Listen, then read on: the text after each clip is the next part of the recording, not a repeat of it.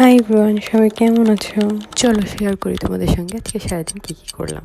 ঘুম থেকে উঠে সর্বপ্রথম দেখলাম ফুলগুলো এত সুন্দর হয়ে আছে, তা হাতে নিয়ে নাড়াচাড়া শুরু করে দিলাম।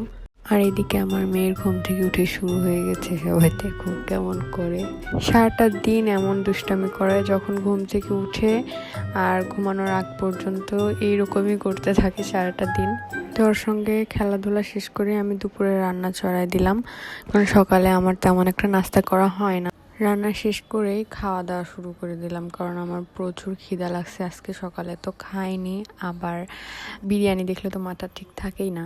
দুপুরে খাওয়া দাওয়া শেষ করে রেস্ট নিয়ে তারপরে সন্ধ্যার দিকে বের হয়ে পড়েছিলাম রোজার বাজারের জন্য, কারণ আমি যেহেতু একা থাকি আর এই প্রথম রমজান মাস বাড়ির মানুষ ছাড়া একা একা ইফতার বানাইতে হবে, তো এর জন্যই কিছু কিছু টুকটাক জিনিসগুলা কিনে রাখছি, যাতে পরে যখন যেটা প্রয়োজন হবে তখন সেটার সাথে সাথে হাতের কাছে পাই, বাজারে দৌড়ায় যাওয়া না লাগে। যেহেতু আমি একা থাকি, তো এখানে বাজার সব টুকটাক বাজারগুলো কমপ্লিট করলাম আর কি। আর দিন দিন যে বাংলাদেশের জিনিসপত্রের দাম এত বৃদ্ধি হচ্ছে, তা বাজারে না গেলে বোঝা যায় না আর কি। তো বাসায় এসে দেখছিলাম সবকিছু ঠিকঠাক আছে নাকি। তো আজকের মতো এখানেই, আল্লাহ হাফেজ।